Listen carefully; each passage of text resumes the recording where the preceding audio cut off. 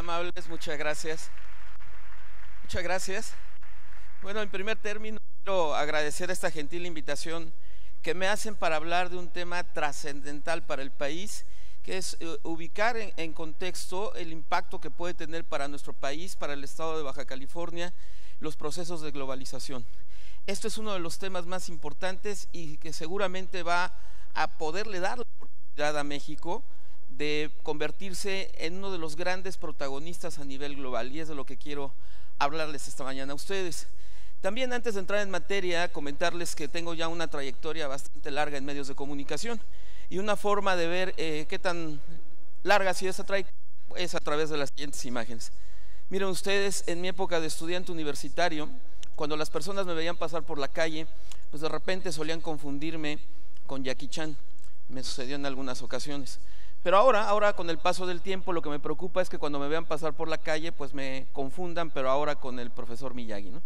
Bien, ustedes saben que el tema económico por sí mismo es un tema muy polémico, complicado y que no pocas veces desata pasión. Entonces, antes de entrar en materia para este importante tema, quisiera hacer 3 advertencias que considero muy importantes. La primera advertencia es simplemente recordar algo que por desgracia se nos olvida con demasiada frecuencia a los seres humanos. Nadie es poseedor de la verdad absoluta. Nadie, por más títulos académicos, por más experiencia, por más éxito que logre acumular a lo largo de su vida, tiene en sus manos el monopolio de la verdad. Y pongo énfasis porque lo que voy a presentarles a ustedes es, en última instancia, mi muy particular punto de vista, mi forma especial de enfocar las cosas, es una opinión, y así les pido por favor que sea considerado. También la segunda advertencia es importante para mí, debido a que voy a plantearles el escenario económico, el papel tan importante que va a jugar México en la economía global, las repercusiones para el estado de Baja California, y lo voy a hacer de manera directa, sin hipocresías, doblaje ni maquillaje. Pero la aclaración va en ese sentido. No vengo aquí con el ánimo ni con la intención de ninguna manera de lastimar las preferencias ideológicas, las creencias de nadie. Yo respeto mucho los puntos de vista de los demás. Mi único objetivo es presentarles a ustedes estos impactos, estos cambios tan trascendentales en materia de comercio y de logística internacional, pero no pretendo con esto lastimar la opinión de nadie. Y la tercera advertencia, la más importante para mí, tomando en cuenta que este es un foro empresarial, que es un foro de negocio, yo voy a hacer muy escasas referencias al pasado, solamente cuando lo considere estrictamente indispensable.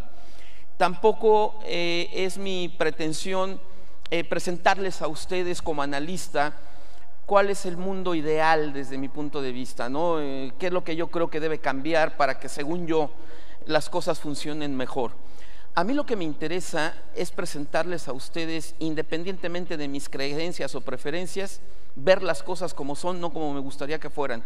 Y lo que vengo a presentarles a ustedes son tendencias, escenarios, que es lo que creo que puede venir hacia adelante. Sin embargo, presentar escenarios, presentar tendencias, pues es una actividad de alto riesgo. El riesgo que se corre es el de equivocarse. Entonces la advertencia va por este lado. Nadie tiene bola de cristal. Yo no la tengo, desde luego. Afortunadamente para mi carrera de analista hasta el día de hoy, mi número de aciertos en materia de pronóstico y político ha superado a mi número de errores, pero esto no es una patente de corso, desde luego. Esto no me garantiza que no me pueda equivocar hacia adelante. Claro que puedo incurrir en error, pero aún así voy a asumir el riesgo de hablarles a ustedes sobre lo que creo que puede suceder en un tema tan importante, y donde el estado de Baja California, espero demostrárselos a ustedes, también va a ser un gran protagonista a nivel mundial. ¿Por qué, si el riesgo de equivocarse es tan alto, por qué empeñarse en presentar escenarios? Porque creo que lo realmente importante para proteger el patrimonio y para armar una estrategia está aquí en pantalla. Las buenas decisiones no tienen nada que ver en dónde está parada la economía hoy en día. Esa información nos puede servir de poco, sino más bien en dónde probablemente se encontrará mañana. Eso es lo realmente importante. Miren ustedes, hace tiempo encontré en la red esta declaración de un destacado jugador del hockey que viene muy a modo. Dice este señor: los buenos jugadores patinan hacia el disco, pero los grandes jugadores patinan hacia donde va a estar el disco. Eso es lo importante para armar una estrategia. Y también déjenme decirles que ustedes, como empresarios, como inversionistas, como comerciantes, como hombres de negocio, ustedes, lo quieran o no lo quieran, están indisolublemente ligados al mundo de los pronósticos. Miren, quien mejor describió este nexo entre el hombre y mujer de negocio con los escenarios económicos fue ni más ni menos que un gran economista, el doctor Rothbard. Y este señor, vean lo que decía: en buena medida, los empresarios se encuentran en el mundo de los pronósticos. La razón es que ustedes deben invertir y pagar costos en el presente con la expectativa de cosechar un beneficio a futuro.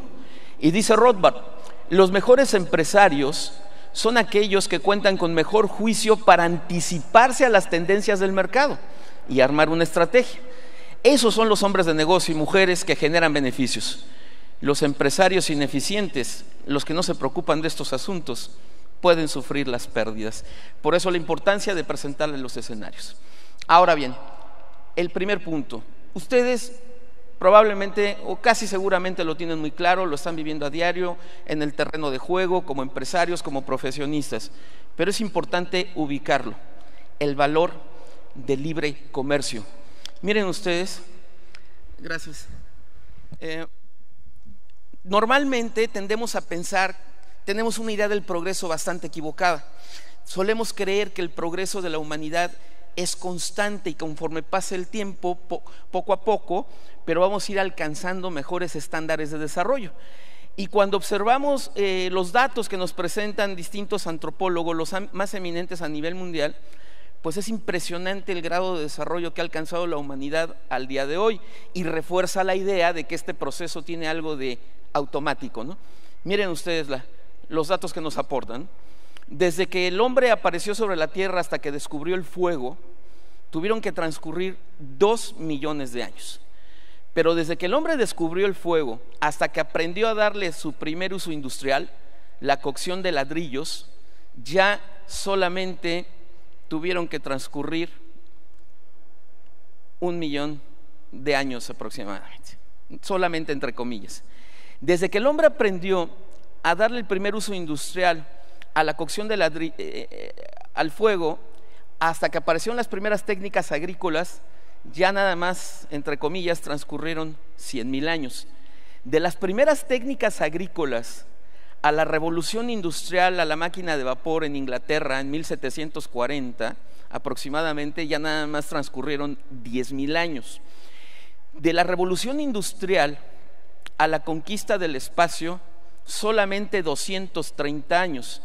Y de la conquista del espacio a las tecnologías de la información, a las redes sociales, a la biotecnología, a la robótica, a la neurociencia, etcétera, etcétera, aproximadamente alrededor de 40 años. Es impresionante. Entonces, cuando uno ve estas cifras, tiende uno a pensar en automático que el progreso de la humanidad va para adelante. Sin embargo, la realidad choca de frente con este mito. Vemos las grandes diferencias a nivel global. Podemos observar naciones tan desarrolladas como Canadá, Inglaterra o Noruega, por mencionar algunos, y otros más que se están hundiendo en una miseria espantosa, con crisis humanitarias como la de Venezuela, por desgracia, otros países como Tanzania y otros más. Y aquí nos debemos preguntar: este progreso impresionante de la humanidad, ¿en dónde se concentra? ¿Qué sociedades son las que son capaces de generar esa dinámica? Y hablando en el terreno estrictamente económico, porque también hay retos políticos, hay retos jurídicos como el Estado de Derecho, etcétera, pero enfocándolo exclusivamente en el terreno económico, es indudable que las naciones que alcanzan el mejor grado y estándar de desarrollo, y esta no es una discusión ideológica, esto es una prueba contundente, son las economías abiertas al comercio. El libre comercio es uno de los grandes pilares en el desarrollo de la humanidad. Aquí la prueba que puedo ofrecer, porque es un tema que todavía, a pesar de las evidencias, genera mucho debate. Hay personas que desconocen estas premisas y apoyan políticas que en determinado momento, políticas públicas que pueden ser totalmente contraproducentes, pero lo que puedo ofrecerles a ustedes es comentar este índice de la libertad económica, que cada año lleva a cabo la Fundación Heritage de los Estados Unidos con el apoyo de destacados especialistas a nivel mundial. Este estudio es un estudio metodológicamente muy bien cuidado, apoyado con rigor técnico, rigor teórico, académico y rigor práctico, ¿no? Apoyándose en datos duros. Entonces la evidencia a través de estos análisis es contundente, ¿no? Tenemos, por ejemplo, el PIB per cápita, medido a través de la paridad del poder adquisitivo, es muy contrastante entre una sociedad económicamente mayoritariamente libre, abierta al comercio, y una economía esencialmente reprimida, ¿no? Salta a la vista estas grandes diferencias, y conforme la economía se va cerrando, va levantando barreras proteccionistas, pues el índice de prosperidad, el poder adquisitivo va mermando, va disminuyendo. Este es el dato general, pero si lo desglosamos como lo hace este índice por continentes y comparamos el PIB per cápita entre las 5 naciones más libres contra las 5 naciones menos libres en cada continente, pues también salta a la vista la diferencia de nivel de vida. Aquí están los ejemplos: Medio Oriente y África del Norte, Asia Pacífico, Europa, las Américas y África subsahariana. También, dentro de otros indicadores, todos sabemos que la pobreza no se ha eliminado en ningún país, por más que algún candidato populista en distintas partes del mundo no se cansen de repetir de que si llegan al poder en automático se acaba la pobreza, y hay personas que realmente lo creen. Todos tienen pobreza, pero la pobreza, los índices de pobreza son muy relativos. En algunos países mayoritariamente libres y moderadamente libres son los que han logrado reducir con mayor eficacia estos índices, y los países mayormente controlados y reprimidos pues salen bastante mal parados, ¿no? Esta es la evidencia empírica. Dentro de otros indicadores podemos decir que en el terreno estrictamente económico, un país libre, partidario de los acuerdos, tratados de libre comercio, pues esto le da el material, los recursos para poder mejorar en otros indicadores.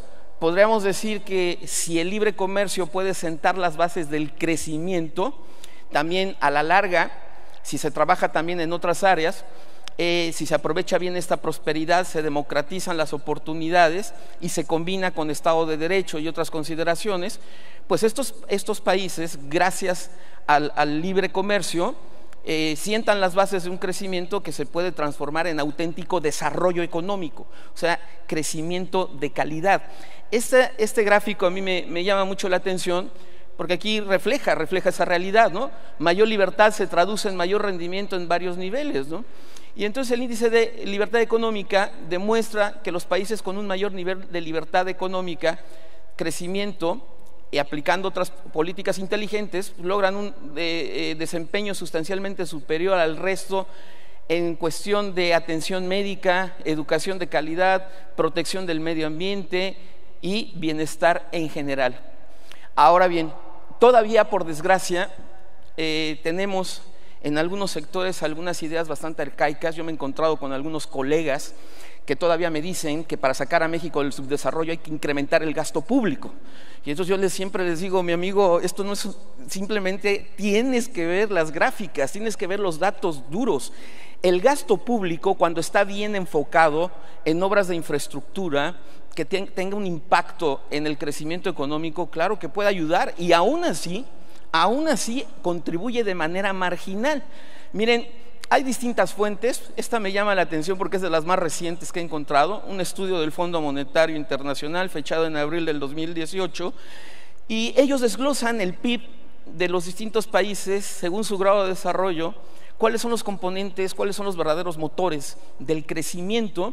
Y aún en las economías avanzadas, ven ustedes, el consumo público, la inversión de gobierno, insisto, siempre y cuando esté bien enfocada, porque si se va a gasto corriente y a otras actividades de no mucho impacto económico, pues puede ser hasta contraproducente, ¿no?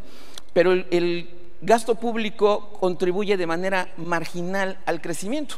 Ahora que vemos en internet que Estados Unidos está acelerando y que tuvo en el segundo trimestre de este año, rebasó la tasa de crecimiento de 4%, de las más altas en los últimos tiempos, y desglosamos el PIB trimestral de los Estados Unidos, vemos que la contribución del gasto público ha sido realmente marginal. O sea, lo que realmente finca las bases de la prosperidad es la libertad económica, la inversión productiva, y que esto se traduce en consumo privado, se traduce en volumen de exportaciones y en otro tipo de beneficios, pero gasto público es marginal. Esto no solamente corresponde a una realidad de economías avanzadas, también compara el Fondo Monetario Internacional, economías de mercados emergentes y economías en desarrollo, y la contribución del gasto público, aún bien enfocado, pues digo, no se debe despreciar, bienvenido el gasto público productivo, desde luego, pero hay que estar bien conscientes que los resortes del desarrollo son otros, y del crecimiento económico, y es la inversión privada, ¿no? Ahora bien, en este sentido, ¿qué tenemos? Una buena noticia. ¿Cuál es la buena noticia? Con el presidente electo Andrés Manuel López Obrador, digo, una cosa es andar en campaña y otra muy diferente ya asumir el reto de gobernar. Pero en campaña, recuerdan ustedes, el presidente electo le sembró muchas dudas, incertidumbre, temor entre los inversionistas. Y al escuchar sus discursos, al leer sus propuestas de gobierno, como analista realmente en algunos puntos estaba yo muy alarmado, estaba yo muy preocupado, porque decía, bueno, Dios mío, puede haber un cambio, que es lo que realmente prometía, un cambio radical en el modelo económico. Algunos de mis colegas tenían el temor de que pudiera regresar a medidas proteccionistas, pudiera rechazar la globalización, pudiera echar atrás los tratados y acuerdos de libre comercio, que ya vimos son una parte fundamental para el crecimiento. Sin embargo, en este sentido les puedo decir, hasta el día de hoy, todavía no toma posesión, pero hasta el día de hoy nos mandó una señal contundente. Señores, no va a haber cambio radical en el modelo económico, y eso es una excelente noticia. Miren, México, ustedes saben, va a ser la economía más globalizada del planeta. Dentro de unos 20 años, cuando todos estos tratados y acuerdos de libre comercio estén rindiendo fruto, señores, vamos a tener una economía como de libro de texto, o sea, increíble. La economía más libre y más abierta a nivel mundial, más avanzada en este sentido que países altamente desarrollados como Estados Unidos, Canadá, Gran Bretaña. No van a tener el índice de libertad económica que vamos a alcanzar en México.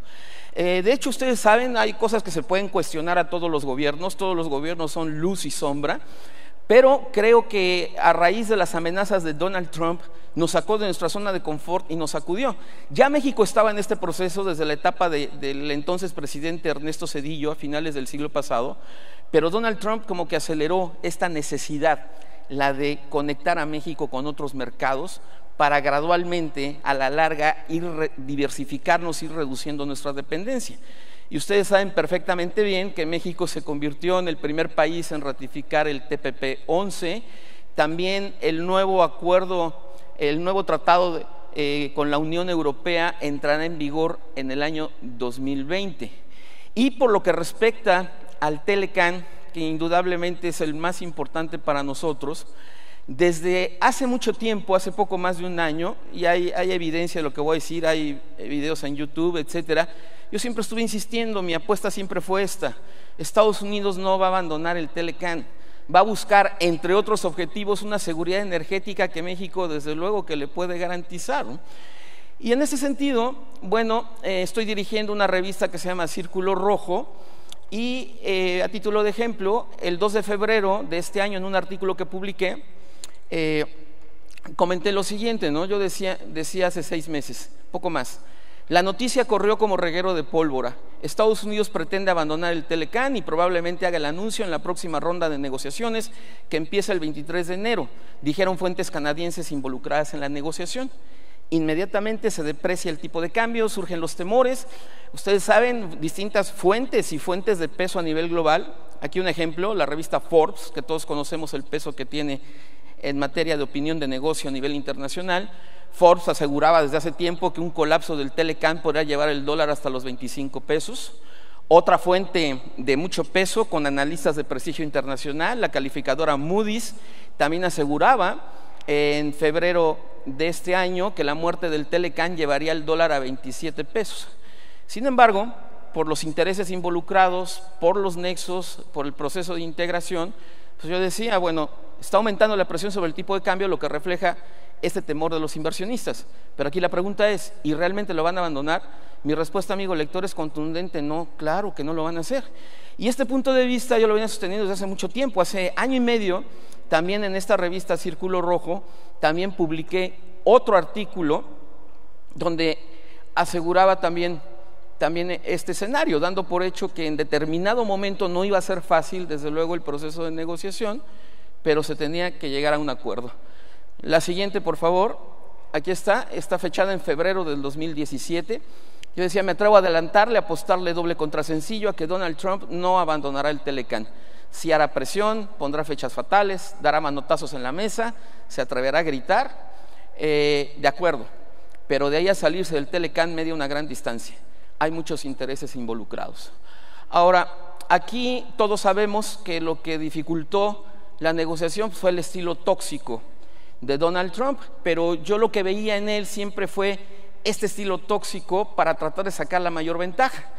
Miren ustedes, todos sabemos que este señor ha publicado varios libros. Quizá uno de sus más conocidos fue El arte de la negociación, publicado en 1987, y es algo de lo que él presume y algo que nos aplicó en la negociación, y no podemos esperar que cambie. Esto lo va a seguir haciendo, se lo está aplicando a China, se lo está aplicando a la Unión Europea. Donald Trump se siente un mago de la negociación, muy orgulloso, y su máxima es esta. Dice: con mis interlocutores o adversarios yo problematizo lo más posible. O sea, les meto miedo, les meto temor, los llevo al camino de la incertidumbre. Y uno puede decir, ¿por qué haces eso? Es una forma de actuar muy tóxica. Y dice Donald Trump, bueno, es que si se debilitan, los aplasto. O sea, obtengo la mayor parte en la negociación, y así son fuertes, entonces negocio con ellos. Entonces recuerden cómo nos aplicó literalmente este principio, y nos lo seguirá aplicando más adelante. Insisto, lo está haciendo con China en este momento, lo hizo con Corea del Norte, lo está haciendo con la Unión Europea. Vean esta declaración hay que recordarla, del doctor Wilbur Ross, secretario de Comercio de los Estados Unidos, cuando algunos legisladores conservadores republicanos, un poco extrañados por el trato que le estaban dando a los funcionarios mexicanos y a nuestro país en general en la mesa de negociación, pues este señor Rose, así de plano, reconoció amenazas de Donald Trump para debilitar a México en la renegociación. Ese es el objetivo fundamental, o sea, no tanto salirse, sino obtener las mayores ventajas, ¿no? Entonces, cuando lo llaman a comparecer al Congreso de Estados Unidos para que dé una explicación, rinda cuentas, el señor les dice tal cuál es el objetivo en la negociación, ¿no? Y les dice, creo que el presidente Trump ha hecho un trabajo, según él, maravilloso, precondicionando, o sea, atemorizando, doblando, presionando a algunos de los otros países con quienes negociaremos, en este caso México. Y vean ustedes a qué grado llega esto. Dice, la caída del peso no fue casualidad. O sea, ustedes sabían que esto iba a provocar incertidumbre, podría generar fuga de capital en México, depreciar la cotización peso-dólar. Dice, sí, estábamos conscientes de ese riesgo. Pero entonces, y contesta Rose, dice, bueno, pues es que Donald Trump ya ha hecho algo del trabajo que necesitamos para conseguir mejores acuerdos comerciales. Y todos sabemos, a través de las reglas de origen en el sector automotriz, lograron ciertas ventajas. Para la industria automotriz instalada en México no va a ser fácil cumplir con las reglas de origen. Afortunadamente parece ser trascendió, hay un periodo de gracia de 5 años, pero aún así esto parece una ventaja para Estados Unidos. Y bueno, Donald Trump ya lo había dicho por ahí del mes de mayo, ¿no? Renegociar el Telecán con México y Canadá ha sido difícil, pero ganaremos. Y finalmente lograron imponer su poder.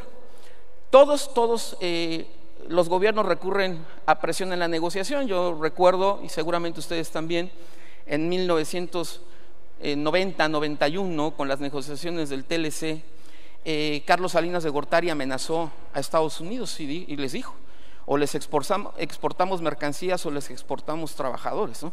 Fue una forma de hacer presión. Lo que no les dijo es que les íbamos a seguir exportando trabajadores hasta el día de hoy. Pero Donald Trump llevó esto al máximo. Y entonces aquí el valor de contar con un acuerdo de libre comercio es que se tienen reglas claras, comunes, no perfectas. El mundo dista mucho de ser perfecto, hay ganadores y perdedores, pero normalmente el balance es positivo. Sin embargo, está como parte de la naturaleza humana buscar en determinado momento frenar la competencia. Miren esto, a mí me gusta mucho citar a Adam Smith, este clásico en La riqueza de las naciones, y Adam Smith, vean cómo palpa estos afanes de tratar de conseguir lo máximo en una mesa de negociación, de tratar de restringir la competencia para incrementar el margen de utilidad, que es lo que ha hecho Donald Trump y su equipo. Dice textual Adam Smith en este clásico, ¿no? Dice: el interés del comerciante consiste siempre en ampliar el mercado y restringir la competencia, salvo honrosas excepciones, ¿no? Pero la limitación de la competencia, advierte Smith, solo sirve para que los comerciantes, al elevar sus beneficios por encima del nivel natural, impongan en beneficio propio una contribución absurda sobre el resto de los ciudadanos. Y aclara el padre de la economía: toda proposición de una nueva ley que proceda de esta clase de personas deberá analizarse siempre con la mayor desconfianza y nunca deberá adoptarse como no sea después de un largo y minucioso examen. Y concluye Smith en este tema: ese orden de proposiciones proviene de una clase de gentes cuyos intereses no suelen coincidir con los de la comunidad y más bien tienden a oprimirla, como la experiencia ha demostrado en muchas ocasiones. Y hay infinidad de ejemplos, pero insisto, Donald Trump se ha llevado esto al extremo, y él, como hombre de negocios, con el gabinete más poderoso en materia económica a nivel mundial, con poderosos intereses en distintas industrias, pues también querían aprovechar la renegociación para sacar tajada. Y en todos lados se cuecen habas. Yo me acuerdo también por ahí del 90-91, en la negociación del tratado original, la versión 1, yo era muy joven, pero era vicepresidente de una firma que organizaba congresos internacionales. Entonces el director de la firma, un economista reconocido, consiguió que tuviéramos una cita con Jaime Serra Puche, el funcionario del gobierno de Carlos Salinas y negociador de ese acuerdo. Entonces a mí me faltaba mucha experiencia, estaba yo empezando, yo ubicaba al mundo, lo analizaba desde un punto de vista muy teórico, muy técnico, muy académico, desconocía muchas veces los intereses perversos que se dan en la práctica. Entonces a la hora de las preguntas me dan la opción a mí, y le pregunto al doctor Jaime Serra Puche, le dije: oiga, qué bueno, le digo, esto es para celebrar, ¿no? Ya por fin vamos a tener un libre comercio sin interferencias. Y entonces el doctor Serra Puche se remueve en su silla, así como si lo hubiera yo picado con un alfiler en la costilla, y me dice: mire, déjeme decirle que hay intereses muy torcidos en este asunto que tenemos que superar. Y me dijo en aquella época, dice: miren lo que nos están haciendo los inspectores de salubridad de Estados Unidos, con pretexto de una norma sanitaria, de aplicar una norma sanitaria, una barrera no arancelaria. Dice: están obligando a nuestros exportadores de aguacate, cuando llega el cargamento, cuando cruza la frontera, lo obligan a asumir bajo cierto nivel del agua el producto, ciertas cajas, lo mantienen ahí durante cierto tiempo, el suficiente como para que se pudra el producto, lo sacan, y entonces llega el inspector de sanidad y dice: esto va en contra de la salud del ciudadano estadounidense, va para atrás, barrera no arancelaria. Entonces se me quedó muy grabado, pero 3 años o 4 años después me tocó estar en una cena donde casualmente coincidí con el que era el presidente de la Asociación Nacional de Exportadores de Fruta de Chile. Y en aquella época, no recuerdo exactamente el año, pero era cuando México también estaba negociando un tratado de libre comercio con ellos. Y de repente me dice el presidente de la Asociación de Frutas de Chile, estábamos platicando sobre la importancia del libre comercio, la necesidad de los acuerdos, etcétera, y le dije: señor, si alcanzamos un acuerdo con ustedes, que en aquel momento eran la nación más próspera del continente, le digo: pues bienvenido a la libre circulación de capitales. Le digo: México tiene mucho interés en que se logre esto, ¿no? El libre tránsito de mercancías. Igual que Serra Puche, se remueve en su asiento, parece que también le piqué con un alfiler en las costillas, y me contesta: pues mire que el gobierno mexicano tiene lo suyo, Dice: nuestro principal producto en aquella época, me decía, de exportación a México es la ciruela. Dice: inspectores mexicanos nos están obligando a someter cajas de ciruela chilena a determinado nivel de profundidad del mar o en agua, y la dejan el suficiente tiempo así como para que se pudra. Llega el inspector y nos dice que eso no pasa, una medida proteccionista. En todos lados se cuecen habas. Pero entonces, aquí traigo a colación todo esto porque no es lo ideal la renegociación del Telecán 2, desde luego. Algunos de mis colegas lo rechazan, la critican mucho, dice que puede ser contraproducente. Yo no lo creo, señores. Con todo y sus deficiencias, con todo y sus costos, a la larga creo que los beneficios van a superar a esos costos. Y entonces mi expectativa es la siguiente: ya una vez negociado, y apuesto, espero no equivocarme, ojalá así sea, se integre Canadá y el Telecán 2 entre en vigor, ojalá sea en los primeros meses del próximo año.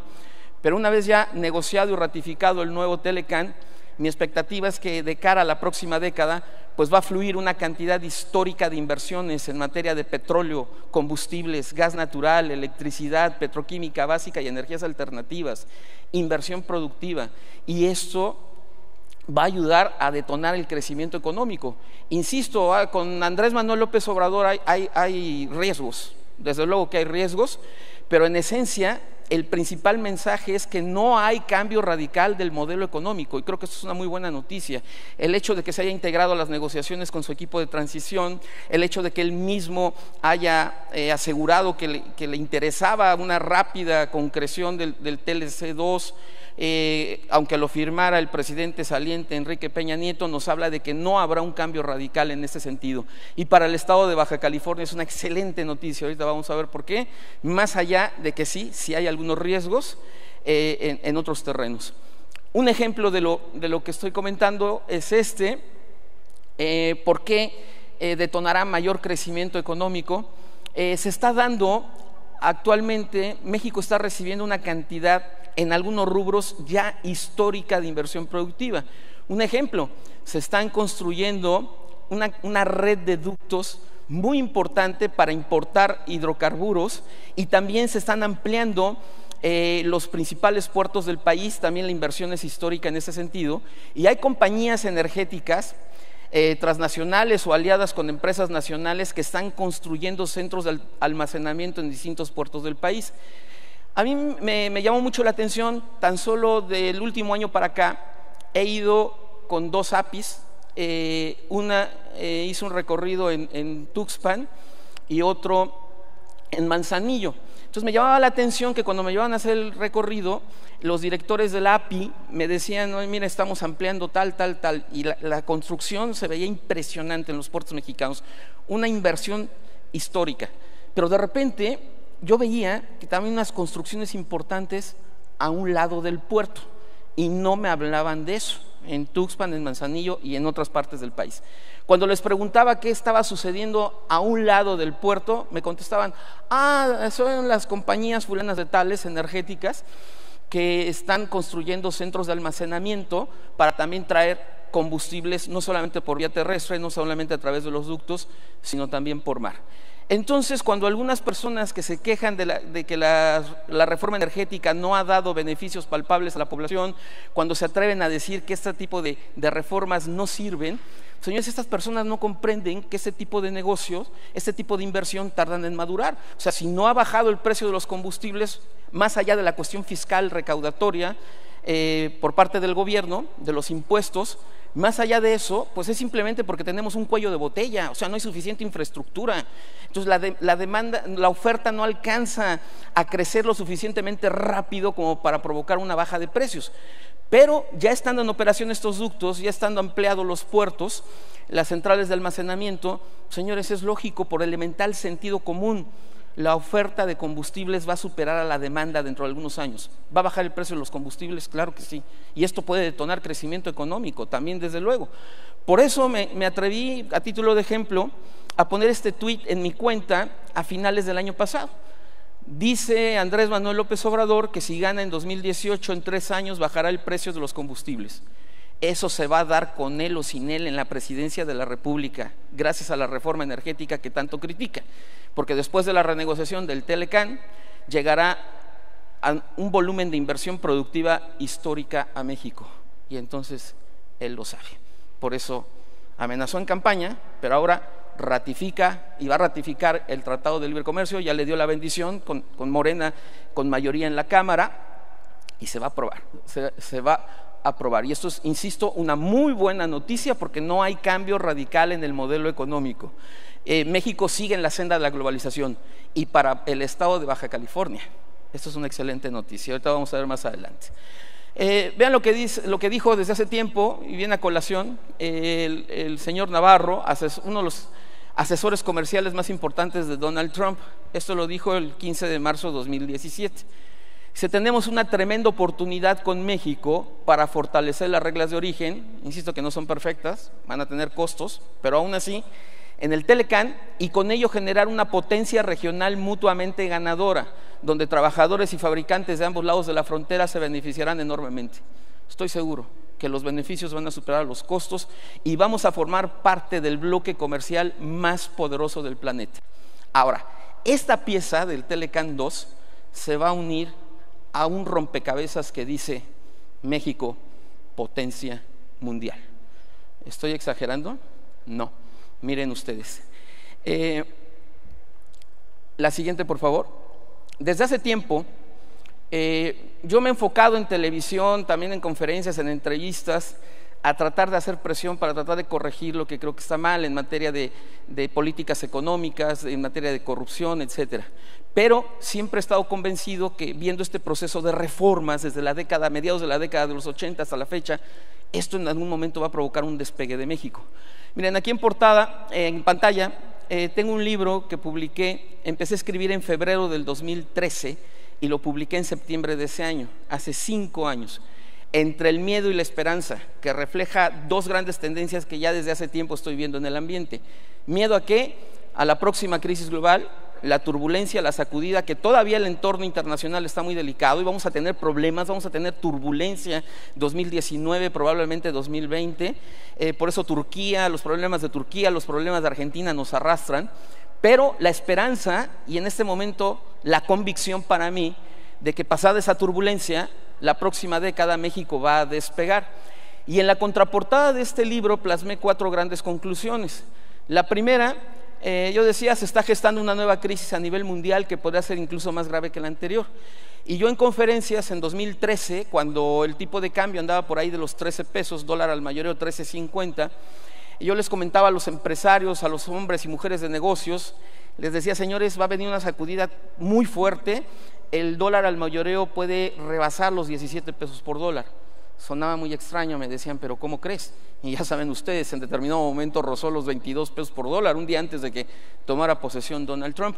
Sin embargo, yo aseguraba en este libro, y estoy convencido de esto, que a pesar de la turbulencia, y que se va a extender 2019, probablemente 2020, pues México, a pesar de todo, está sembrando las semillas que le permitirán alcanzar elevadas tasas de crecimiento en el futuro. México se va a convertir en la joya de América Latina y el estado de Baja California en un protagonista muy importante en este proceso. Sin embargo, pues advertí, el camino no será nada fácil porque no podemos evitar ser alcanzados o sacudidos por la próxima crisis global, por la turbulencia financiera. Y la convicción, en el cuarto punto, es que después de la tormenta vendrá la calma, indudablemente.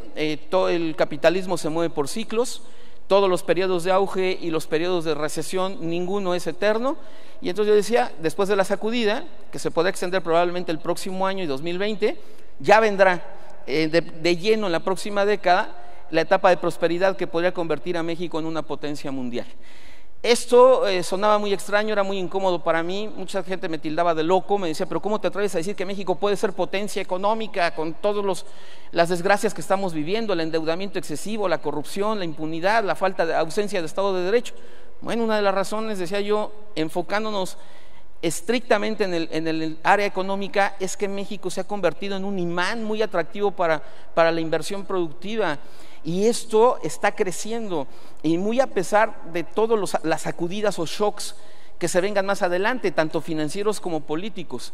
Un ejemplo, la revista Forbes, elegí la fecha con toda intención, enero 19, para tratar de visualizar qué tan atractivo ha sido México a pesar de los problemas. Un día antes de que Donald Trump asumiera la presidencia de Estados Unidos, mucho temor en el ambiente, se decía que Donald Trump provocaría con sus medidas una crisis económica en México. y entonces la revista Forbes asegura México entre los más atractivos para invertir, y citando un estudio de una importante firma de asesoría británica, había colocado esta firma en su análisis más reciente a México en el cuarto escalón a nivel mundial, y rebasando a los países BRIC, Brasil, Rusia, India y China, y estimaba que México podría seguir avanzando. Y yo les puedo decir, voy a hacer alusión a dos experiencias que me tocó vivir en esta época, pero hasta el día de hoy, salvo muy honrosas excepciones, la mayor parte de las élites financieras internacionales aseguran que México va a ser potencia mundial. Y ahora ya con la concreción del Telecán 2 y su puesta en marcha, seguramente se va a reforzar este punto de vista entre las élites. Ejemplo, en un momento así de mucha incertidumbre, fuerte turbulencia, de gran temor, me mandan llamar de Grupo SIOR, por sus siglas en inglés. El corporativo está en Londres, una asociación que certifica a constructores a nivel mundial en materia de parques industriales, centros comerciales y espacios de oficina para corporativos. Cuando me mandan llamar, me llevo la primera sorpresa, porque me dicen, te hablamos de Grupo SIOR Capítulo México. Le digo, ¿capítulo qué? Perdón, Capítulo México. Yo dije, esto es una broma, no puede ser. Ustedes están enfocados exclusivamente en países altamente desarrollados. A ustedes no les interesan las economías emergentes como México. Y me contestaron, no nos interesaban, pero ya tenemos oficina de representación en tu país desde hace 2 años. Les digo, ¿por qué razón? Me contestaron así sin ninguna duda, porque México va a despegar la próxima década y México se va a convertir en potencia mundial. Y entonces la reunión se llevó a cabo en el Club de Industriales de Polanco. Dije, va a estar interesante. Había constructores mexicanos que se querían certificar por parte del Grupo SIOR, pero en la reunión también había algunos constructores de otros países, había de Inglaterra, de Canadá, de Estados Unidos. Aprovechando el contacto, les pregunto por separado a varios de ellos y casi todos coinciden en esto. A pesar de la incertidumbre, México es un destino atractivo para la inversión, y ellos me hablaban de que ya tenían en marcha 127 proyectos concentrados básicamente en el centro y norte del país. Por eso el reto del presidente electo de reducir la brecha y detonar crecimiento en el sur-sureste, pero concentrados en el centro y en el norte, que involucraban construcción de parques industriales, centros comerciales y espacios de oficinas para corporativos. Y hasta el día de hoy, ustedes checan algunos análisis en internet. Por ejemplo, aquí está uno reciente de la firma de asesoría KPMG en su perspectiva de la alta dirección para México 2018, y al preguntarle a los principales inversionistas, pequeños, medianos y grandes, en qué estados de la República Mexicana planea invertir su organización, desde luego sus inversiones básicamente están concentrados, digo sí hay importantes polos de desarrollo sur-sureste, pero la mayor parte está concentrado de momento en el centro y en el norte del país, ¿no? También, a título de ejemplo, y no ha variado el punto de vista, me mandan llamar de Citywire. El Citywire engloba a varios gestores de fondos, algunos de ellos muy importantes a nivel global. La reunión se lleva a cabo en el Hotel San Regis de Reforma. Estuvieron presentes algunos gestores de fondos de México, pero también hubo gestores de fondos de Canadá, Estados Unidos, Inglaterra, etcétera. La misma historia. Les pregunto y me responden, estamos canalizando una cantidad histórica de inversión para financiar proyectos productivos y no nos vamos a detener. ¿Con todo y Donald Trump? Con todo y Donald Trump. Y la sorpresa que me llevé en este proceso electoral es que yo vi a nivel de cancha, porque puedo estar dando una conferencia con inversionistas en Miami y puedo estar con ejidatarios en la sierra de Chiapas, de Tabasco o en la Huasteca Potosina, y yo veía a nivel de cancha un entusiasmo popular muy grande en favor de Andrés Manuel López Obrador, pero veía entre empresarios e inversionistas nacionales un gran temor. ¿Por qué pongo énfasis en inversionistas nacionales? Porque los inversionistas extranjeros desde antes no estaban mayormente preocupados, por increíble que parezca. Una vez tuve una reunión con unos inversionistas de España, y entonces ellos decían, oye, ¿por qué tanto miedo? Dice, ustedes no están acostumbrados al estilo populista, ¿no? Le digo, es que realmente la amenaza parece que va en serio. Y decían ellos, no hombre, no, México tiene otros cimientos, una cosa es andar en campaña y otra diferente gobernar. Pero ¿qué es lo que están viendo las élites financieras internacionales? ¿Por qué el estado de Baja California va a ser un gran protagonista en ese sentido?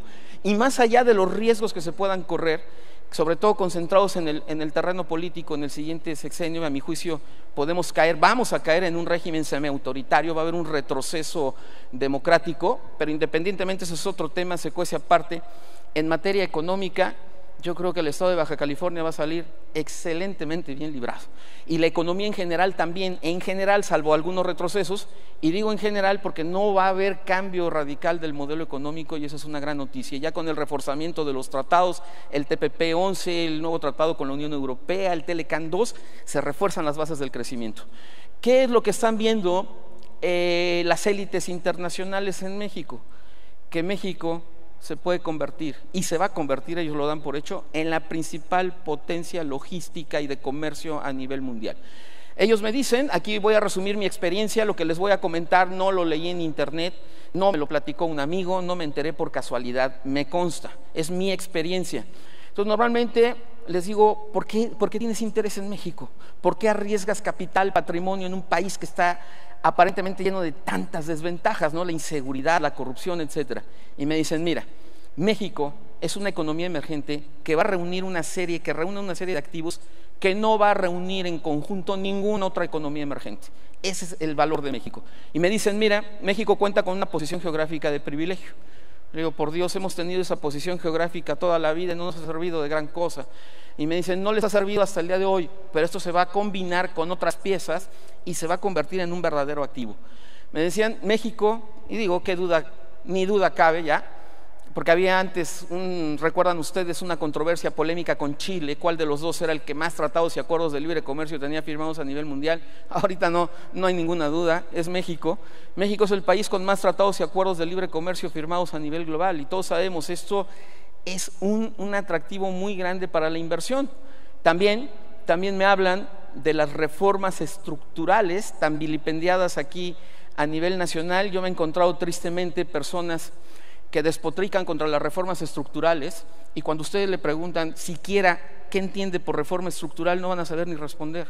¿A qué te opones específicamente? Y hay personas que me han llegado al grado así de contestar esto. Bueno, no sé, pero es algo muy malo, ¿no? Entonces hay un desconocimiento tremendo, ¿no? Un ejemplo que me han puesto varios de estos inversionistas, me dicen, a ver, porque yo les pregunto, ¿por qué evalúan tanto? ¿Por qué le dan tanto valor a las reformas estructurales? Bueno, en primer término, porque es un paquete de reformas que no ha sido capaz de aplicar ninguna otra economía emergente, ni Brasil ni China en conjunto, y están impresionados por lo que se aprobó a raíz del Pacto por México, ¿no? Y entonces me ponen este ejemplo. Me decían ellos respecto al año pasado, me dicen, a ver, como analista, ¿qué tasa de crecimiento esperas para México en 2017? La que consideres la tasa más optimista. Yo les decía, cuando mucho, 2.3%, que fue lo que creció la economía mexicana. Y me decían, ¿cómo evalúas esa tasa de crecimiento? Le digo, pues es una tasa mediocre, muy lejos de las verdaderas necesidades del país. Me dicen, pues mira, ve cómo enfocamos nosotros este asunto. En 2017, esa mediocre tasa de crecimiento de 2.3 fue la más alta dentro de las economías importantes, fue la más alta de América Latina, a pesar de que venimos de un shock petrolero bárbaro. O sea, recuerden ustedes, el precio cayó de alrededor de $100 el barril a menos de 30 en algún momento. Fue un impacto fuerte para las finanzas públicas, a pesar de la reforma fiscal recaudatoria de 2014 que extrajo recursos del sector productivo para financiar gasto corriente, a pesar de los altos índices de inseguridad, de corrupción, a pesar de tantos males, dice, fue la tasa de crecimiento más alta de América Latina, entre las economías importantes. Y lo va a hacer otra vez en este 2018 por segundo año consecutivo. Y entonces me decían estos inversionistas, ¿a qué se debe esto? Ellos respondían, a la aportación de las reformas estructurales. Y le digo, difícil evaluarlo, porque ustedes saben, la realidad nacional está muy contrastante. Uno va a estados como Campeche, Tabasco, Veracruz o Tamaulipas y la situación verdaderamente está muy complicada. Campeche, su PIB estatal se ha caído menos 7%. Allá me he encontrado hombres de negocios desesperados que me dicen, si esta crisis está tan fuerte, está tan dura, que si mi mujer se fuera con otro, te juro que yo me voy con ellos, yo me les pego, ¿no? Así como que no me dejen solo. Pero en estados como Querétaro, Guanajuato, Aguascalientes o San Luis Potosí, particularmente Querétaro, hay un dinamismo económico impresionante, ¿no? Yo lo que les digo a los queretanos, les digo, oigan, qué bárbaros, ustedes tienen perro y centro comercial por habitante, o sea, y el valor del metro cuadrado va en ascenso, y es una dinámica económica impresionante.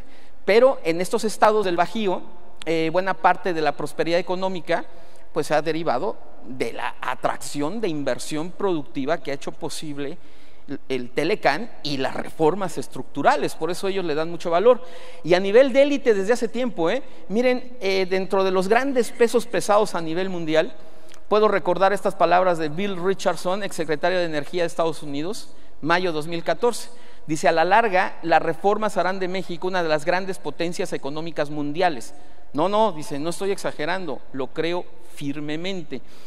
Otra cuestión, por ahí de octubre del 2012, me invita a desayunar el entonces director de la revista Forbes para México y América Latina.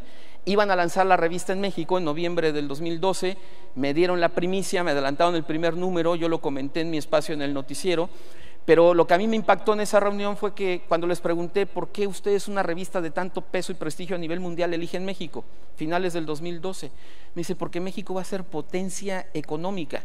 Dice: a lo mejor nos estamos adelantando demasiado, dice, pero queremos ya tocar tierra aquí, tener representación, meternos al que será sin lugar a dudas el centro financiero de América Latina. Así me dijo desde aquel momento. Y no fueron palabras simplemente de dientes para afuera, ¿no? Algunos foros que ha organizado Forbes, México, potencia económica mundial, pasos y logros hacia el posicionamiento y liderazgo internacional de México, están convencidos. Otro caso de un peso pesado que era muy escéptico, el doctor Stiglitz, el premio Nobel de Economía. En el sexenio de Felipe Calderón provocó el enojo del entonces presidente y de su equipo, porque cuando vino a México soltó esta declaración a la prensa, ¿no? Dijo el doctor Stiglitz en noviembre del 2009: México parece cruzado de brazos y en espera de que Estados Unidos se recupere. Le dolió al gobierno mexicano, pero ¿quién le puede decir que no? O sea, tenía razón el señor hasta ese momento, ¿no? Pero viene ya el Pacto por México, regresa el doctor Stiglitz por ahí de julio del 2017, ¿y qué cambio? Dice el doctor Stiglitz: México rumbo a una economía competitiva, y dentro de los que él se dijo optimista a futuro, porque este proceso obviamente no es milagroso, mencionó las reformas estructurales aprobadas en nuestro país, ¿no? Entonces, ese es el valor que le dan las élites a las reformas estructurales. Ahora, también me mencionan las grandes obras de infraestructura. Todos sabemos que desde el sexenio de Felipe Calderón, un gran logro de Calderón, a mi juicio, en términos estrictamente económico, el Programa Nacional de Infraestructura, lo continúa Enrique Peña Nieto y lo está trabajando en este momento, según tengo referencias, el equipo de Andrés Manuel López Obrador también ya está trabajando en lo que será el Programa Nacional de Infraestructura del próximo sexenio. Andrés Manuel López Obrador está consciente del valor de la infraestructura, sí. Al menos en este tema sí está bien consciente, porque si ustedes revisan su trayectoria política, se darán cuenta que como líder regional del PRI, haciendo su carrera dentro del PRI en Tabasco, lo mandaron a trabajar a las zonas chontales, a las zonas más pobres del estado, y él se dio cuenta, él logró reunir los recursos, el apoyo estatal, para que les construyeran en la zona chontal unos canales, obras de infraestructura que elevaron el nivel de vida de esa población. Entonces, al menos en este tema, porque en otros hay controversia en cuestión económica, algunas barbaridades como regresar a la época de López Portillo con los subsidios agrícolas, los precios de garantía, que más bien tienen un objetivo político, pero fuera de esas controversias, el señor sabe el valor de la infraestructura, ¿no? Invertir en infraestructura, dice los profesores de economía en la universidad a sus alumnos, es la madre del crecimiento. Y entonces, dentro de las obras, porque hay muchas en el país, la ampliación de los puertos, el puerto interior en Guanajuato, en fin, lo que siempre les ha llamado mucho la atención a ellos es el corredor económico del norte. Ustedes están más familiarizados con este tema por el probable impacto que esto puede tener. Ustedes saben la pretensión, la siguiente por favor, de conectar al puerto de Mazatlán en Sinaloa directamente con la ciudad de Dallas, Texas, con el puerto de Tampico y Altamira en Tamaulipas, a través de modernas redes ferroviarias, supercarreteras y nuevos aeropuertos. Insisto, el proceso en algunos momentos puede tener cierta deficiencia, ciertos retrasos, no es lo ideal, van a tardar en cuajar, pero está en marcha. También me mencionan como una obra de alto impacto el corredor económico del sur, que va un poco más lento, pero que va a acelerar el próximo gobierno. Esta es la prioridad del próximo Programa Nacional de Infraestructura, va a ser el sur-sureste. Va a haber una inversión histórica de infraestructura en esta zona. La pretensión de conectar al puerto de Salina Cruz directamente con Coatzacoalcos, Mérida, Yucatán, Tapachula, Chiapas, de la misma manera, a través de modernas redes ferroviarias. Por eso la insistencia de López Obrador del Tren Maya, nada más a título de ejemplo, entre otros proyectos. La ampliación de los puertos, supercarreteras, nuevos aeropuertos.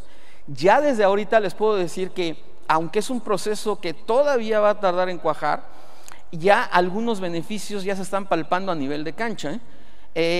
Hace un año me invitó la Cámara de Comercio, la Canaco de Villahermosa, a dar una conferencia. La situación, el desánimo está muy fuerte, el impacto negativo de los precios del petróleo en el estado ha sido muy fuerte, la transición en Pemex, etcétera. Pero unos comerciantes, asistentes a la reunión, ni siquiera de los más poderosos, me dicen, pero así como que en lo oscurito, ¿no? Como si fuera pecado decir que a ellos les estaba yendo bien. Me dicen, oye, todo el mundo dice que la situación está de la patada, pero a nosotros nos está yendo muy bien, o sea, comerciantes medianos y pequeños. Pero ¿cómo que le está yendo bien? Si yo escucho aquí versiones de que está de la patada económicamente el Estado. Dicen, a nosotros no, nos está yendo muy bien porque está aumentando el tráfico de mercancías entre la ciudad de Villahermosa y la ciudad de Oaxaca. Le digo, ¿y a qué le atribuyen ese mayor volumen y tráfico de mercancías? Me dicen, al corredor transísmico, o sea, a las obras de infraestructura. También eso veremos, eso sería muy controvertido. Las zonas económicas especiales serían un gran detonante de crecimiento. Aparentemente hay intención del equipo de Andrés Manuel López Obrador de echar atrás las zonas económicas especiales. Esperemos que no. Pero independientemente de las zonas económicas especiales, ¿qué es lo que se espera con todas estas ventajas? ¿Por qué México puede ser potencia económica y por qué el estado de Baja California puede jugar un papel también muy importante? Aquí, antes de avanzar, otra obra de infraestructura, el nuevo aeropuerto de la Ciudad de México. Miren ustedes, yo les digo a personas que se oponen a este proyecto, siguiendo la versión general sin investigar gran cosa, percepción mata realidad. Cuando alguien me dice, no, es que el subsuelo y es que tal, se opone, le digo, a ver, mire, hay muchos intereses, los que lo apoyan son puntos de vista interesados. Le digo, ¿usted cree que apoyarlo es por sacar alguna ventaja? Le digo, mire, si usted tiene esta creencia, le digo, le voy a pedir algo muy sencillo, muy elemental. Entre usted al portal del periódico El País o al portal del periódico El Economista de España, dos de los más poderosos en nuestro idioma de la Unión Europea. Entre ya en el portal, teclee el buscador y póngale usted nuevo aeropuerto de la Ciudad de México. Se va usted a sorprender. La opinión de grandes expertos de la Unión Europea califican a esta obra como de las más trascendentes a nivel mundial en cuestión de infraestructura, y no tienen vela en el entierro, no tienen nada que ver con los contratos ni con posibles ganancias. Ahora, ya ayer se dio una buena noticia. No sé si se la esperaba a Andrés Manuel López Obrador o no.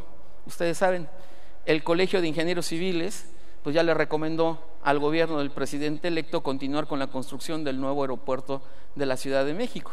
Y dijo el presidente del Colegio de Ingenieros, la solución factible, viable y confiable es continuar con la construcción del actual aeropuerto de la Ciudad de México.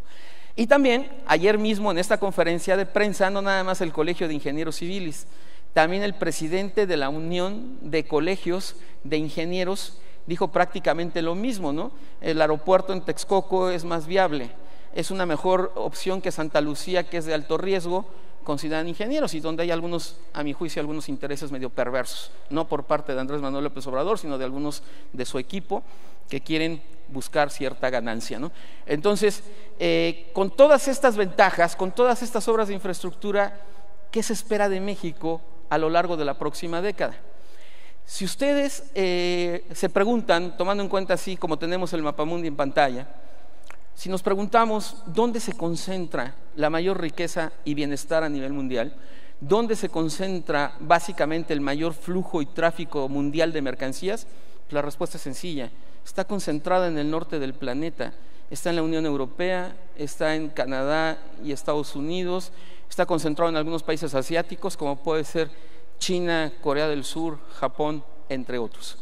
Pues bien, con todas estas ventajas, ya hay cada vez más análisis que proyectan que México se va a convertir al paso de algunos años, porque esto no es un proceso milagroso desde luego, pero se va a convertir dentro de algunos años en la principal potencia logística y de comercio a nivel mundial, la plataforma número 1 que puede unir comercialmente todavía más a los 3 continentes. Miren, el reporte REXA de la Cámara de la Industria de la Construcción lo puso muy claro ya desde el 2014 y por eso lo traigo a colación, porque hizo una muy buena descripción de lo que se espera la próxima década. México, debido a su ventajosa posición geográfica y al hecho de que tiene en ese momento tratados comerciales con 45 países, se encuentra en una posición favorable, pues más que favorable, privilegiada a nivel mundial, ¿no? Los más de 3,000 kilómetros de frontera con Estados Unidos ofrecen ahora sí una inmejorable puerta de entrada al que seguirá siendo, en términos de poder adquisitivo, no de tamaño de mercado en dólares brutos, sino de poder adquisitivo, seguirá siendo el mercado más grande del mundo. Y dice el reporte REXA, y los más de 11,000 kilómetros de litorales le dan acceso privilegiado a México a puertos de Asia, Europa y Sudamérica. México puede y debe trazarse la meta de ser una plataforma logística de alcance global, y lo va a hacer.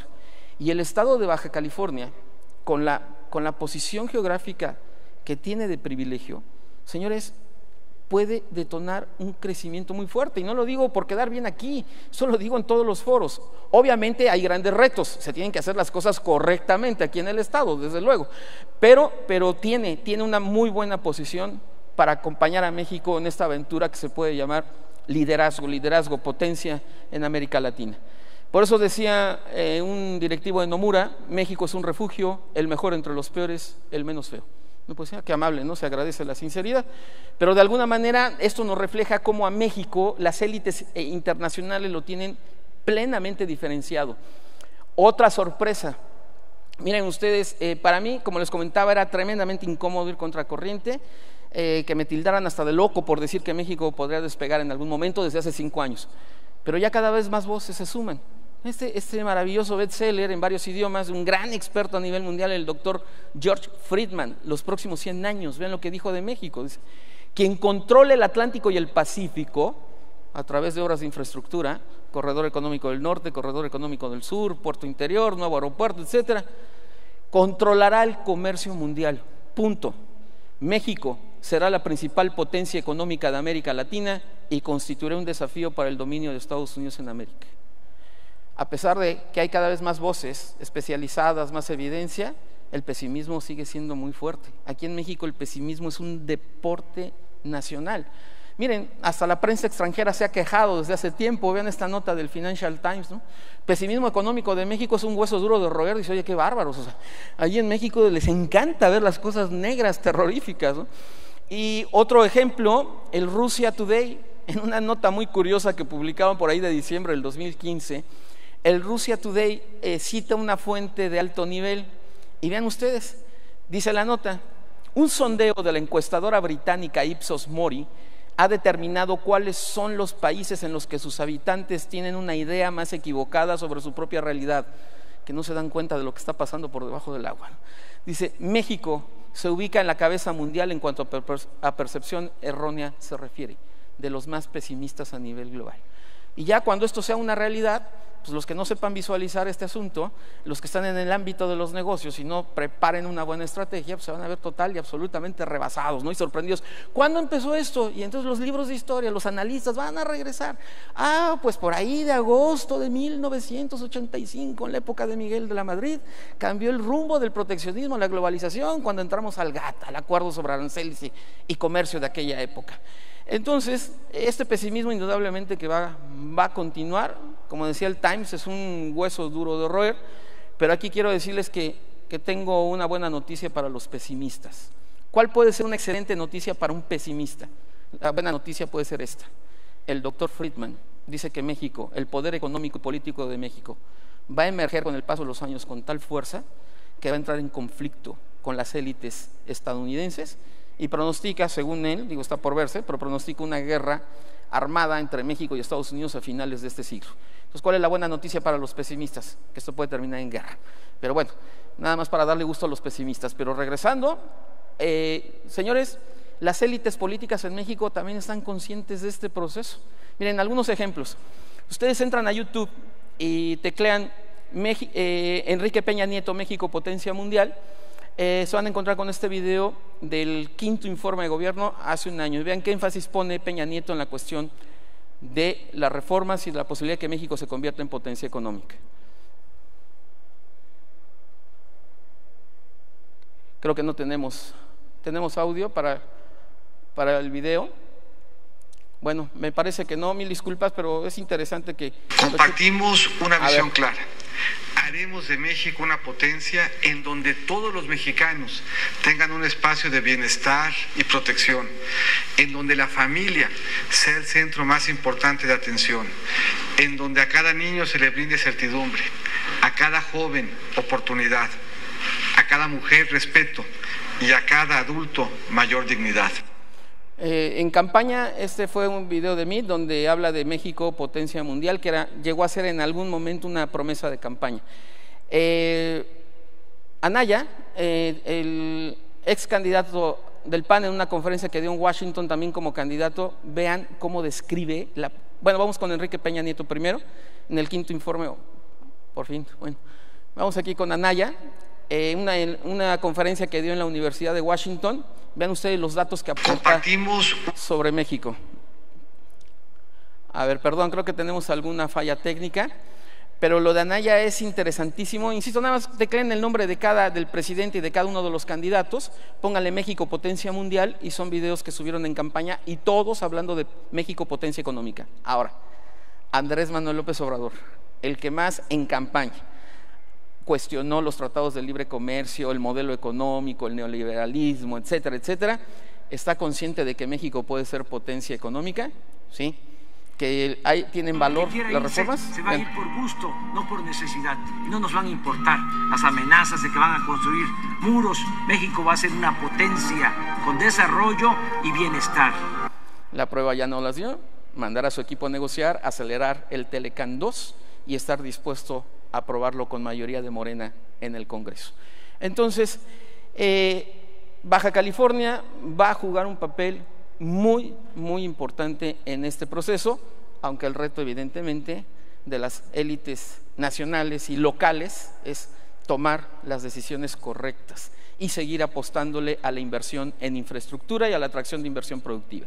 Conclusión, bueno, mi conclusión es cuando algunos empresarios preguntan, bueno, y en este contexto, ¿yo qué puedo hacer?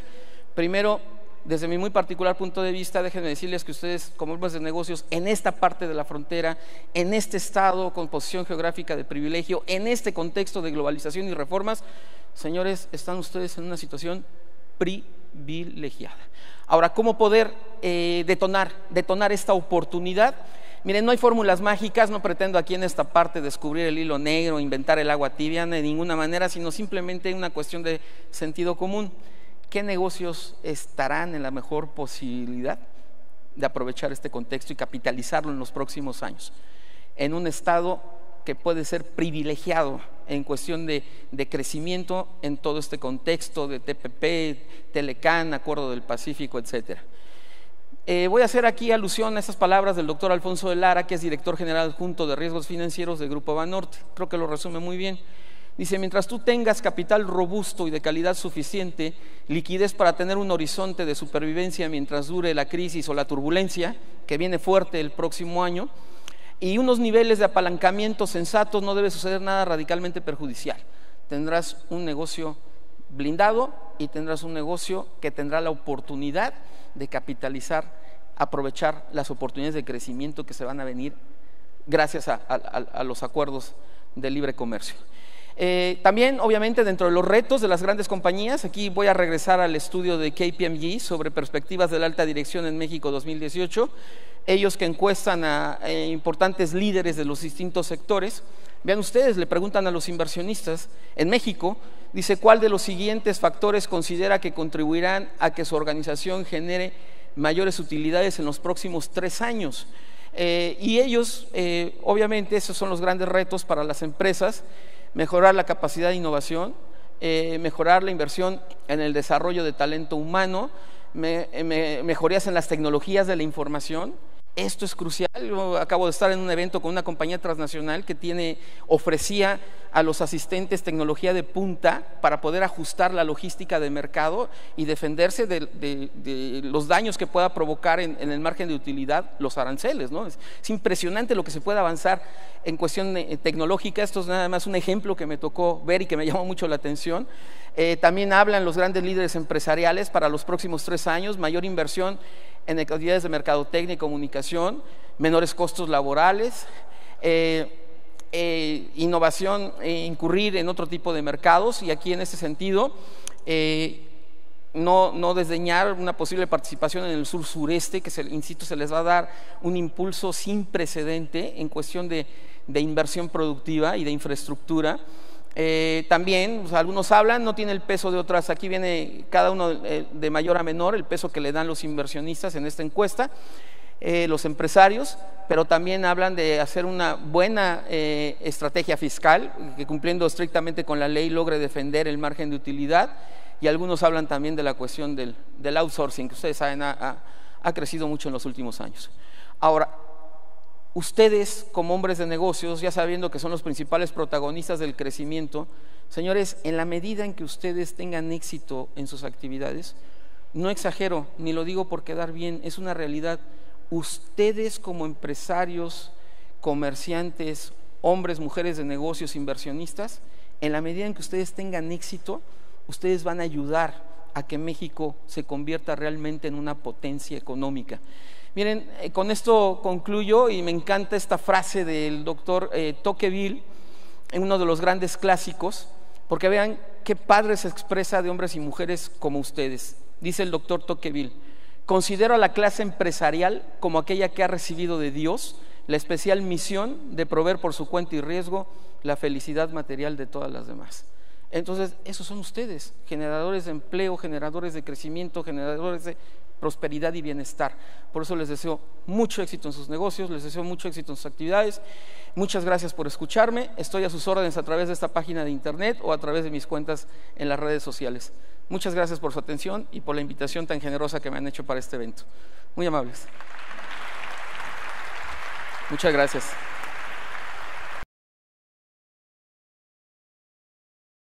Sí, Eric, muy buenos días. Buenos Muchas días. Gracias por acompañarnos a este evento. Gracias a ustedes. Muy interesante tu presentación. Me gustaría ver si puedes ahondar un poco más en lo que está sucediendo con el Tratado de Libre Comercio, ahora con la negociación en Washington, sobre todo con el sector transporte, con nuestro vecino Trump, en el tema de los sindicatos y todo lo demás, donde parece ser que el gobierno federal está cediendo a presiones y nos está afectando y va a afectar mucho a esta frontera, sobre todo porque movemos más de 2.500 cajas todos los días de Baja California a San Diego. Entonces sí me gustaría ver si traes algo de información sobre esa parte en particular que nos pudieras compartir. Ha sido, con toda honestidad, ha sido muy poco lo que se ha filtrado. Ya para tener más elementos de análisis, indudablemente que yo debería tener acceso ya al acuerdo definitivo. Porque también pueden ser versiones que en determinado momento no sean 100% fidedignas o exactas, ¿no? Entonces no hay mucho elemento para hacer un análisis contundente, serio. Yo imagino en este foro vienen también grandes expertos especializados en estos temas que seguramente podrán aportar una mayor visión. Pero yo le mentiría si diera un diagnóstico contundente, simplemente porque todavía falta información, y hasta no tener acceso ya a lo que se negoció, digamos, en sentido tradicional, papelito habla para poder dar una mejor opinión, ¿no? Con mucho gusto. Respecto a la turbulencia financiera, bueno, como decía el doctor de Lara, tener niveles de apalancamiento sensatos. Eso es una cuestión fundamental. Si uno ha incurrido en el pecado de un sobreendeudamiento, lo pueden agarrar a uno con las manos en la puerta, que es el riesgo para muchos corporativos a nivel mundial. A veces un ejemplo es, uno se pregunta, bueno, ¿por qué demonios la crisis turca, que es una crisis doble, una crisis política y económica, el enfrentamiento con Estados Unidos, la cuestión de los aranceles, pero también Turquía tiene un problema básico, y eso es algo clásico del mundo en este momento? Los niveles de deuda para corporativos, gobiernos y bancos, principalmente en Europa, Asia y América, han alcanzado niveles históricos, niveles que superan los niveles de endeudamiento que llevaron a la crisis previa del año 2008. Después de la quiebra de Lehman Brothers, recuerden ustedes, cuando quiebra Lehman, a finales del 2008, se desató el pánico en los mercados internacionales, se hablaba de que se podía colapsar la economía de Estados Unidos y arrastrar al mundo, y entonces a partir del 2008, a distintos ritmos, pero primero la Reserva Federal de Estados Unidos abre la llave de la liquidez, empieza a inyectar una cantidad de dólares impresionante a los bancos y a otros intermediarios para alentar el crédito y evitar el colapso.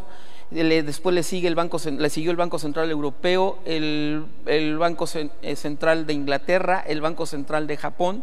Los 4 más poderosos del mundo abrieron las llaves de la liquidez, inundaron al mundo del 2008 en adelante de dólares, yenes, libras y euros, sin precedente en la historia financiera de la humanidad.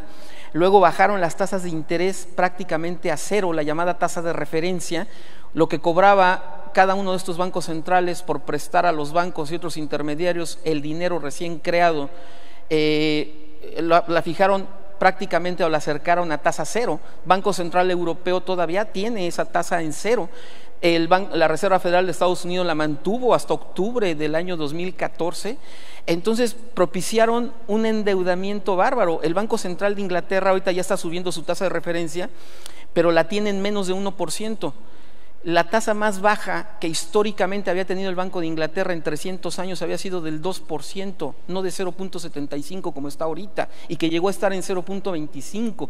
Entonces fueron condiciones impresionantes a nivel mundial, salvaron al mundo del colapso, repuntó con ciertos problemas la economía mundial, pero ahorita el problema es que hay un sobreendeudamiento tremendo. Entonces, más allá de la guerra comercial, que eso también es una amenaza, más allá de la guerra comercial, si en cualquier parte del mundo sobreendeudado hay una amenaza de que suban las tasas de interés o de que se empiece a retirar liquidez del sistema, que ya la Reserva ya empezó a retirar un poco de liquidez, etcétera, entonces aparece un alfiler que amenaza con pinchar un globo enorme que dice deuda.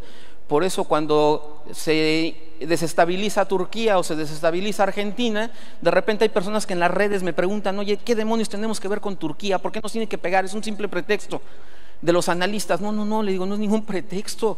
Le digo, si se declara en suspensión de pagos Turquía o quiebran los bancos turcos, provocan pérdidas muy fuertes para los bancos, para Paribas, uno de los principales bancos de la Unión Europea, francés, o ponen a temblar a la banca italiana que está bailando la tablita, que soltaron muchos préstamos, compraron muchos instrumentos de deuda del gobierno turco, y por eso se extiende la turbulencia. Los inversionistas se ponen nerviosos, sacan dinero de economías emergentes y se van a refugiar a valores que consideran seguros. Y luego me dicen a mí: oye, pero si esto no, si México tiene una banca relativamente sólida. Sí, la banca mexicana, y esto es digno de destacarlo, tiene unos índices de capitalización, de solvencia bastante buenos, pero no estamos más allá del bien y del mal, porque si por alguna razón, y ha sucedido en algunos episodios, un banco internacional que tiene presencia en México, aunque México sea una joya para ellos, que les está dando ganancias sustanciales a distintos corporativos bancarios instalados en nuestro país, hagan de cuenta, si de repente, hablando en sentido figurado, vamos a suponer que usted es director de un banco internacional instalado en México para México y América Latina. Usted acaba de regresar en diciembre de una cena en Nueva York, donde le dieron un bono, un diploma, un reconocimiento, porque usted logró resultados muy buenos para el banco global. Entonces, de repente usted tiene planes de expansión muy fuertes en México para 2019. De repente, vamos a suponer, el banco para el que usted trabaja tiene pérdidas sustanciales por los movimientos en Turquía y por los movimientos en Argentina, porque son socios de bancos turcos, son compradores de bonos de gobierno de Argentina y tiene pérdidas fuertes. Entonces, de repente le pueden hablar a usted, a su oficina en Santa Fe, en la Ciudad de México, el corporativo de América Latina, y le dicen: necesito que me transfieras para mañana de inmediato $3,000 millones. Oiga, señor, usted se queja, a lo mejor voy a tener que contraer el crédito acá, no es justo, tengo planes de expansión, las ganancias, voy por mi bono del 2019. De inmediato, o sobre tu cabeza, nos surgen estos 3,000 millones de dólares. Entonces usted, al momento que traspasa esa cantidad de pesos equivalente, compra dólares, en el mercado cambiario mexicano usted va a provocar una presión, y a lo mejor el corporativo los necesita para tapar cierta pérdida que tuvo derivada de la turbulencia en Turquía o la turbulencia en Argentina. Ese es el problema de la turbulencia mundial, y este problema va a continuar. 2019 va a ser un año muy crítico. A mí lo que me preocupa no es que México vaya a quebrar de ninguna manera. México está en otra posición, ya vimos los cimientos que tiene. México está diferenciado, pero eso no quiere decir que estemos más allá del bien y del mal. Claro que nos vamos a sacudir. Entonces, ¿qué podemos hacer? Básicamente tener un sistema de apalancamiento sensato, básicamente. Este es un dato fundamental. Y no desconozco más datos de su negocio, pero si usted está en posibilidad de cubrirse financieramente a través del sistema de coberturas cambiarias, hágalo, la recomendación. Yo he visto, y yo estoy asesorando a algunas compañías en ese sentido, pero luego lo que he visto a lo largo del país es que hay empresas mexicanas que han estado creciendo muy fuerte, y por esta preocupación, por esta turbulencia en el tipo de cambio, normalmente ellos lo que hacen es abrir un departamento dentro de su organigrama que por lo regular le titulan inteligencia de negocio. ¿A qué se dedica el departamento de inteligencia de negocio de estas compañías en crecimiento? A buscar, analizar el entorno, analizar los escenarios económicos para tomar decisiones en el mejor momento y salir a protegerse cuando el tipo de cambio al mayoreo sea favorable. Pero ya es un hábito, empieza a ser un hábito de estas compañías recurrir a las coberturas cambiarias, y en ese sentido hay muchos intermediarios, pero los grandes bancos pueden ofrecer, y a varios de ellos, de los más conocidos, ofrecen buenos programas de cobertura cambiaria. Entonces serían esas dos: apalancamiento sensato, y si es posible, si es conveniente para su negocio, para sus operaciones, el mecanismo de coberturas cambiarias. Sí hay un riesgo muy grande. Primero, es muy difícil evaluar estos fenómenos, pero de entrada, con la renegociación del Telecan 2, con la formación del bloque más poderoso del planeta, podemos decir que en una primera instancia, y con Estados Unidos en crecimiento y derivado de la reforma fiscal aprobada, podemos caer en blandito, podemos ser una economía beneficiada con este boom. Yo veo más peligros de entrada en la Unión Europea, en Asia y en algunas economías emergentes de Latinoamérica, pero más adelante, si el alza de tasas es muy agresiva y puede desestabilizar algunos corporativos en América, en Estados Unidos, o algunos bancos, sí puede caer Estados Unidos en recesión. No estoy hablando desde luego de que México puede caer en otra crisis grave como la del 95, la del 2001, la del 2008, pero sí vamos a tener un escenario complicado. Y también algo comentado de paso que me preocupa es que hasta el día de hoy yo estoy monitoreando con lupa al equipo económico de Andrés Manuel López Obrador. Están muy metidos ellos en la presentación del presupuesto 2019, que es crucial, pero me da la impresión, puede ser que esté yo equivocado, hasta no tener datos que me demuestren lo contrario, que no traen en el radar la turbulencia internacional. Entonces vamos a suponer el mejor escenario. Quieren duplicar las pensiones para adultos mayores, que yo creo que va a ser un anuncio espectacular que va a dar López Obrador el 1 de diciembre, para mí casi seguro que lo va a hacer. Aumentan el salario mínimo en algunas partes del norte del país, lo duplican, aumentan el gasto social. Si vamos a suponer el mejor escenario, cuadran bien las cuentas, recortan gasto improductivo, esto les permite expandir el gasto social, duplicar las pensiones, etcétera, sin aumentar demasiado la deuda y presionar las tasas de interés y la inflación. Si cuadran bien el presupuesto, perfecto. Pero ¿qué sucede si a lo largo del 2009 por este incremento en las tasas de interés hay problemas a nivel global? Repercute, le pega a México con un tipo de cambio más alto, amenaza con subir la inflación, Banco de México reacciona de inmediato, sube las tasas de interés, baja crecimiento económico, baja la recaudación, suben los pagos de deuda a nivel federal, a nivel estatal y a nivel municipal. ¿Qué puede pasar con el gobierno entrante? Si llega a suceder eso, que espero que no, pero si sucede esto, entonces tendrían que aplicar una reforma fiscal de urgencia, recaudatoria, aunque antier dijo el presidente electo que no van a aplicar una reforma fiscal recaudatoria. pero el entorno internacional, el horno no está para bollos. Entonces, el riesgo económico que veo, suponiendo que cuadren bien las cuentas, que entreguen un buen presupuesto no inflacionario, el gran riesgo es que aún así se vean obligados a poner en marcha, a buscar la aprobación de una reforma fiscal recaudatoria. Siento, insisto, es una percepción de mi parte, no traen en el radar, no se están tomando muy en serio la posibilidad de una turbulencia internacional, y esto los puede llevar a corregir así sobre la marcha, sobre las rodillas, fiscalmente en algún momento del 2019. Ojalá no sea el caso, ojalá que todo salga bien, o ojalá que sí lo tengan en su radar, pero simplemente es información que no la consideran relevante o no la han hecho pública, pero ya en algún momento saldrá a la luz. Pero siento que no lo están evaluando lo suficientemente bien, pero creo que es un riesgo bastante alto de una turbulencia en 2019. Le agradezco mucho las precisiones que está haciendo usted, y en lo fundamental coincido. Yo desde hace mucho tiempo he estado advirtiendo de este riesgo de crisis mundial. Yo hice referencia a este libro de hace 5 años, pero también publiqué otro posterior que le puse Turbulencia, el impacto de la crisis financiera internacional en México, y ahí yo ya hablaba de un tipo de cambio que en determinado momento podría rebasar los 20 pesos.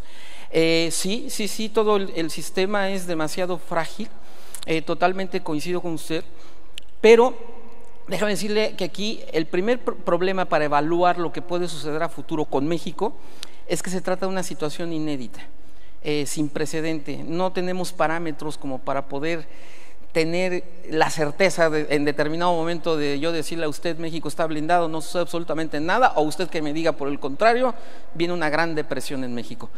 Pero lo que yo quiero decirle es esto: en 1993, un año antes de que estallara, en diciembre de 1993, yo publiqué un libro que se llamó Devaluación, el shock del 94. Tan convencido estaba yo de que se venía un desplome que lo puse por escrito. En aquella época, comparado ahora con México, ahora podría haber yo repetido una edición parecida. Yo hubiera podido haber puesto Devaluación, el shock del 2019, ¿no? Por citar un ejemplo. Pero, ¿cuál es la gran diferencia? En aquella época, si bien es cierto que México estaba empezando la globalización, se estaban dando algunas reformas interesantes, aún así había bases muy endebles. Por eso yo estaba convencido de que venía un colapso económico y financiero. Ahora, estoy advirtiendo del riesgo, del peligro, pero no me atrevería a decir que México también se va a hundir como se hundió en el 94, porque algunas condiciones sí son un poco más sólidas. O sea, México no está más allá del bien y del mal. Yo comparto la preocupación que usted tiene y comparto en determinado momento el temor de que el mundo pudiera entrar en una depresión similar a la de 1929 en determinado momento.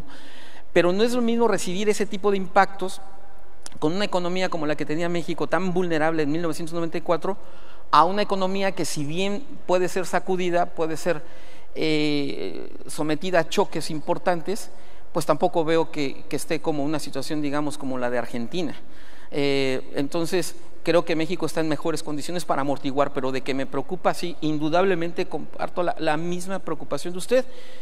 Pero espero que México de alguna manera pueda amortiguar el golpe, ¿no? Pero sí, el riesgo es muy alto. Sí, mi respuesta es que, primero, como comenté a lo largo de la participación, el mundo dista de ser ideal. Si vemos el Programa Nacional de Infraestructura de Felipe Calderón, también quedó a deber, desde luego que quedó a deber. Pero aquí lo importante es que en términos relativos, comparados con gobiernos anteriores, sí se está avanzando en cuestión de infraestructura, no a lo ideal, pero sí se está avanzando mucho más rápido que lo que se avanzaba en gobiernos anteriores. Vamos, ni siquiera Vicente Fox, que no tuvo ni siquiera un programa nacional de infraestructura. Entonces, a mí me gusta mucho analizar el mundo económico no desde el punto de vista ideal, sino de lo que se puede ir avanzando paso a paso.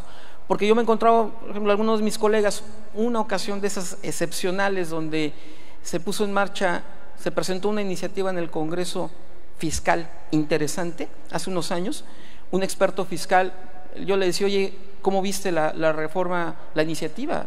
Viene bien, ¿no? No, dice, eso no sirve. Le digo, ¿por qué no sirve? Porque no es lo ideal. Entonces yo le dije, mira, nada cuadra con lo ideal. O sea, nada cuadra con lo que es ideal. Hay que ir evaluando las cosas paso a paso. Entonces, lo que quedó a deber también el Programa Nacional de Infraestructura de Enrique Peña Nieto, como quedó a deber el de Calderón y seguramente quedará a deber el de López Obrador, fue, por citar un ejemplo, el nuevo aeropuerto en la Riviera Maya, que se paró por intereses caciquiles de transporte allá, con márgenes de utilidad groseros, que es un asalto para el usuario. Lo que realmente cobran y que es una necesidad que puede detonar todavía más el turismo, se paró por intereses caciquiles, ¿no? Entonces, en el próximo programa veo la intención del presidente electo de avanzar en infraestructura, sí, desde luego. Y por eso comentaba este antecedente de él, de López Obrador, de los chontales y de la obra de infraestructura de los canales, porque tiene, en ese sentido, tiene él muy claro el valor de la infraestructura. Entonces tiene el verdadero deseo de cerrar la brecha, sí, de impulsar obras de infraestructura en todo el país, pero de cerrar la brecha sobre todo entre el sur, sureste y centro y norte del país. Entonces la intención está. ¿Habrá avances? Sí, habrá avances, que se pondrá un tabique más de infraestructura sobre el tabique que puso Felipe Calderón, sobre el que puso Enrique Peña Nieto, vendrá el de Andrés Manuel López Obrador, y esto nos irá acercando a la meta de contar con mejores bases del desarrollo. Pero algo ideal no, seguramente quedará de ver. Lo importante es seguir avanzando paso a paso, ¿no? La realidad, insisto, dista mucho. El mundo no se mueve por cuestiones ideales. Entonces, si yo lo evaluara así, le juro que como analista estaría bien frustrado y a lo mejor yo tendría una presentación aquí bárbara. Yo diría, viene lo peor, agárrense, y el último en salir, que apague la luz. No, yo lo que estoy viendo es otro proceso con todas sus deficiencias, con toda su lentitud, pero que finalmente van a llevar a México al liderazgo económico de América Latina, es un gran protagonista. Y en ese sentido, el puerto de Ensenada pues tiene una posición inmejorable. O sea, viene no solo el crecimiento económico de Estados Unidos, no solamente los beneficios de los tratados, sino también el impacto que va a provocar el corredor económico del norte. Eso también es un impacto bastante fuerte. Entonces, el estado de Baja California pues tiene un punto realmente privilegiado para detonar crecimiento. Esperemos que no falle la previsión, esperemos que si viene una turbulencia realmente grave a nivel mundial, México no se ha arrastrado a una crisis grave, sino logra amortiguar el golpe. Y si México logra amortiguar el golpe, en determinado momento tenemos que contemplar otro escenario. Los inversionistas van a decir, el mejor lugar para invertir es México. Por eso la capacidad, que hay que tener capacidad para aguantar. Entonces México aguanta el golpe, México se diferencia todavía más, y aunque esté en crisis el resto del mundo, pues una parte de inversión productiva podrá aterrizar aquí. Espero que sea ese el otro punto de vista que pudiéramos contemplar. Muchas gracias por sus observaciones.